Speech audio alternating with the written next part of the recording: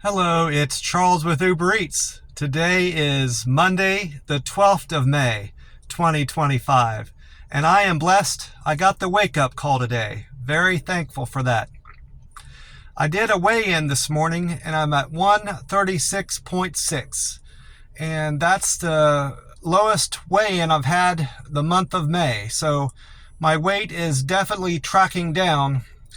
Whether or not I'll hit an average of 138.5 by the end of the month is yet to be seen. Right now, I'm not tracking that way. The reason I said 138.5 is because that was my average weight for the whole month of April. And depending on how I track this month will determine if I'm staying on track, gaining weight, or losing weight, if that makes sense. I had a really decent sleep last night. Generally, I didn't have a hard time falling asleep.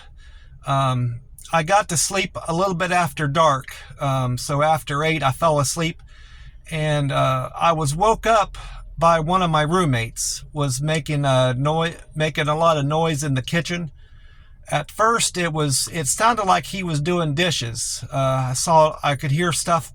I could hear water running.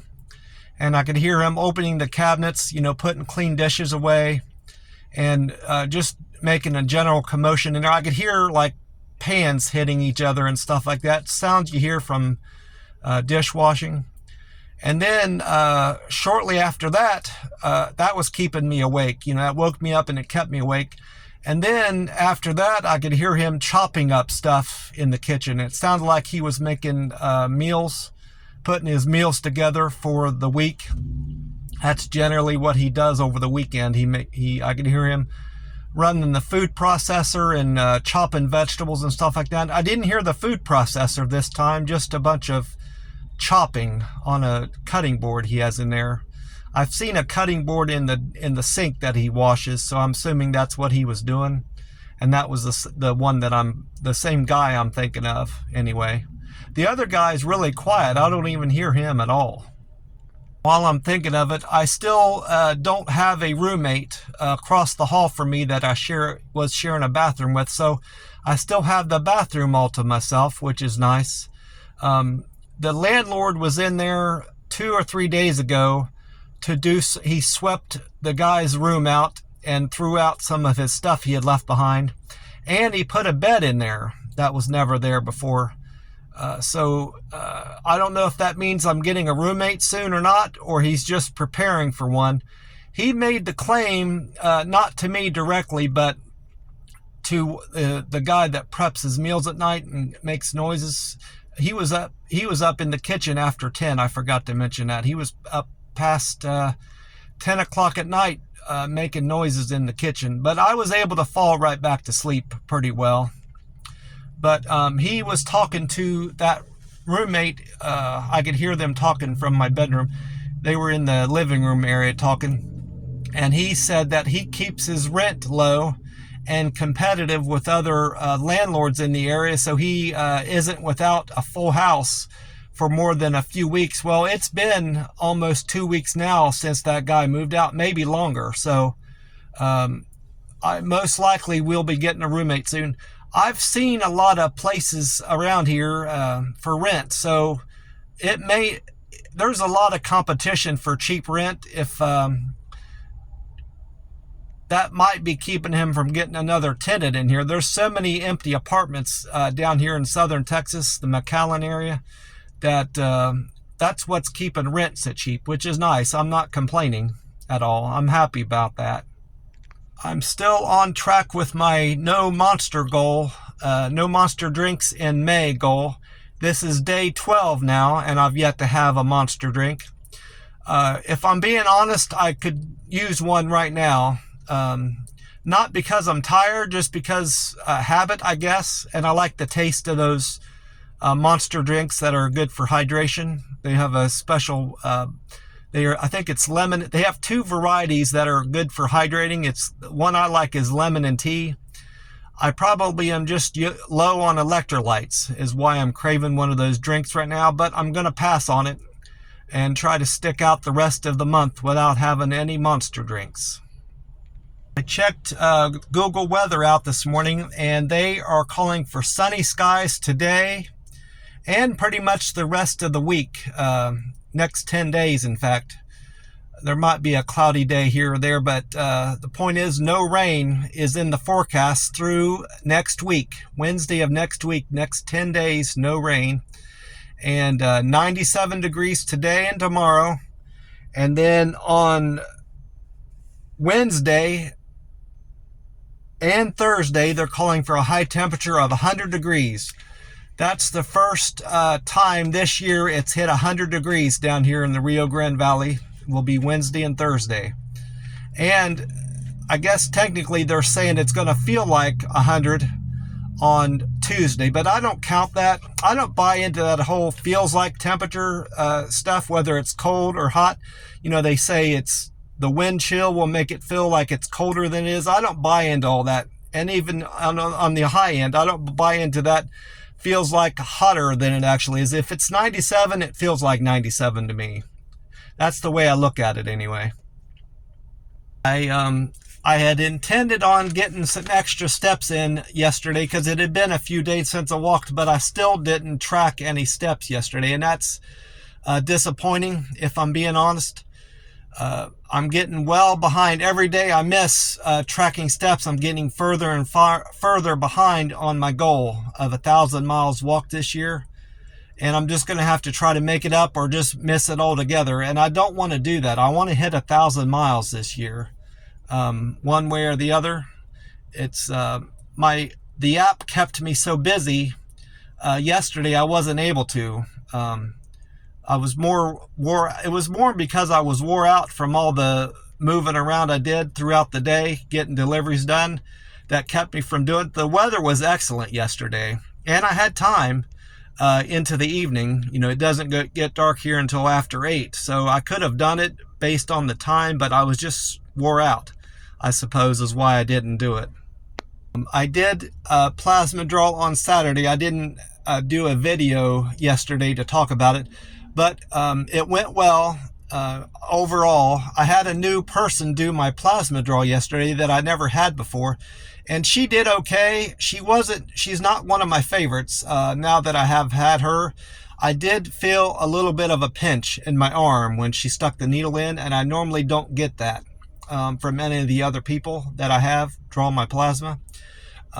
My blood pressure, they check your blood pressure, your pulse, your temperature, your weight, and your iron and your protein before every draw to make sure you're in general good health.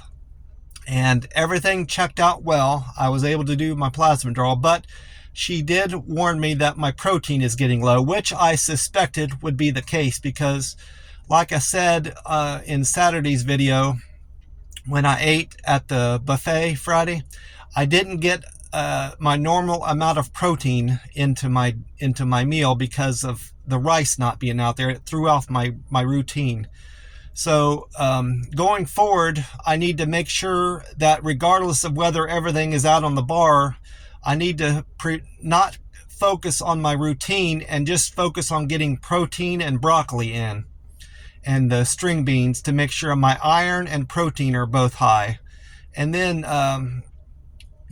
that'll bring my my focus this week is getting my protein back up. I don't seem to have a problem with my iron because I always eat enough broccoli and string beans at the buffet when I'm there. It's the protein that I need to focus on because I don't want to miss another day of plasma draws. That throws off my week. When I miss a day, it throws off the next week because I have to have a week in between every plasma donation, and I can only do 2 a week. So it most likely will prevent me from getting 2 plasma draws in the following week if I screw up one week, the week before. Mentioned I had a good day yesterday. I had 2 good days actually. Well, Friday was a decent day, and Saturday was spectacular, and Sunday was even better than Saturday. It hadn't occurred to me until Saturday that the next day, Sunday, was Mother's Day, and that somehow totally slipped my mind. And then Sunday was gangbusters because of it being Mother's Day. So I more than made up for that poor earnings day on Wednesday. I had high hopes of that on Friday because I had such a great day, and Saturday I really could have almost taken off Sunday, but I worked that day, and I had 2 excellent days over the weekend. My deliver with care went up 3 to 300, broke the 300 mark there. Quick and efficient went up 3 to 259. Friendly went up 3 to 256. Perfect handoff only went up 1 to 240, and communication went up 3 to 221. So it looks like I got 3 more thumbs up over the course of Saturday and Sunday. My customer satisfaction is still at 99% though, regardless of how many thumbs up I got. I had 2 great deliveries on Saturday. I had a Whataburger for $10.60, and I did a McDonald's for $10.34. And like I said, I did awesome on Sunday.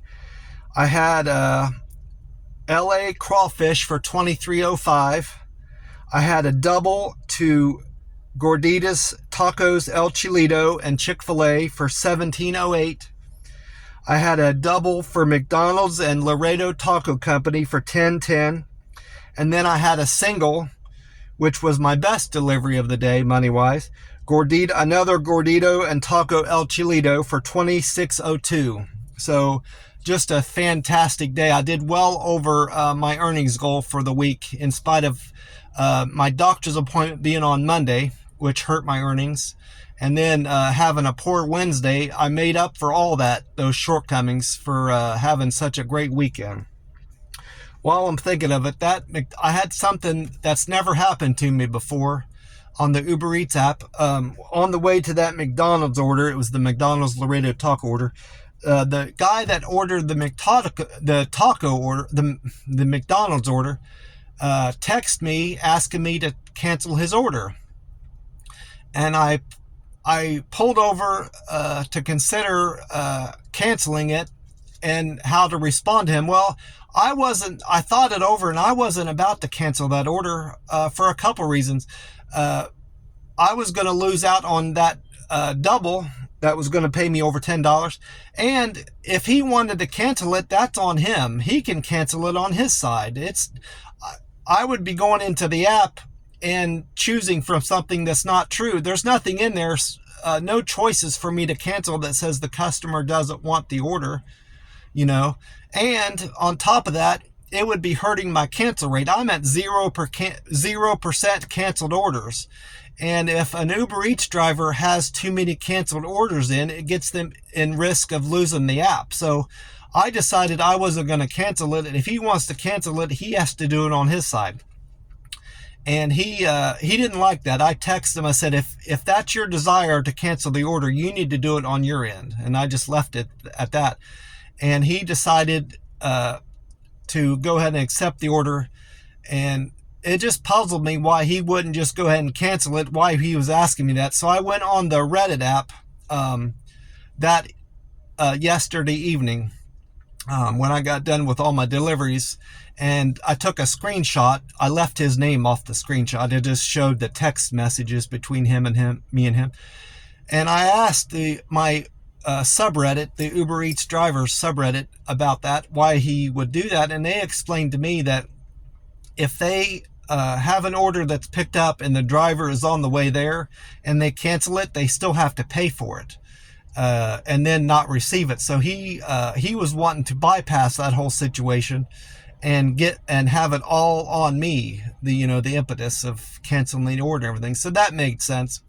And I got 99% positive feedback from that question, because most of the people in there are actual drivers, but I have a sense that some of the people in there in that Uber Eats driver subreddit aren't actually drivers. They're customers of Uber Eats.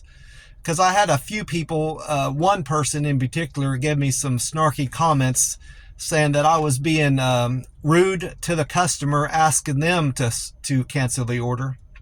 and I should have just canceled it and done what they asked me to do. Well, I don't agree with that. And most of the people in that subreddit didn't agree with him, because he received a lot of thumbs down from him texting me, sending me that message on the subreddit. So I'm not sweating it. It was just an unusual situation that I've never had before. I've done a lot of deliveries. I think I've done over nearly 6,000 deliveries on the Uber Eats app, and that's the first time that's ever happened to me. Well, that's about it for me. I'm just gonna do my Uber Eats app until about 11:30, and go and break my fast. I'm in a 72-hour fast right now. It's almost 6, so I'm 5 hours short, so it'd be 67. I'm 67 hours fasted right now, and I feel fantastic. These 72-hour fasts, which weren't particularly comfortable for me, early on in my fasting, adjusting to this fasting lifestyle. When I tried those from time to time, and I did complete some, but they weren't easy. Now they're easy, easy as OMAD, if I'm being honest. So these 72-hour fast and 48-hour fast that I'm doing since the beginning of April have become a piece of cake, and they're definitely sustainable for me, because I'm maintaining my weight and I feel good. I say all that to say, what I've got planned for this week is to continue doing rolling 72s and 48s, do the best I can on the Uber Eats app, earnings wise. And I've got another doctor's appointment on Wednesday. It's the follow-up for my blood work. My doctor is going to talk to me about my blood work results and compare and contrast my blood work I did last year back in Las Vegas, to see what's gotten better, what's gotten worse, and what's stayed the same. And I'm hoping that I have a good news from the doctor that my blood work is good. That's what my hope anyway. I'm going to digest it all on my own too, look over my blood work, because I have a good sense. I've wrote notes down about what all the numbers mean, so I can pretty much interpret it by myself, but I would want to get her feedback as well, of course. And of course, I want to make sure I'm getting enough protein in today and Wednesday for my next plasma draw on Thursday. I do plasma draws on Thursdays and Saturdays now is my routine I'm in. Well, that's about it for me. I want to wish you all a great day and hope you had a great weekend. And for all the mothers out there, I hope you had an awesome Mother's Day. God bless you all, and I will talk to you soon. Bye for now.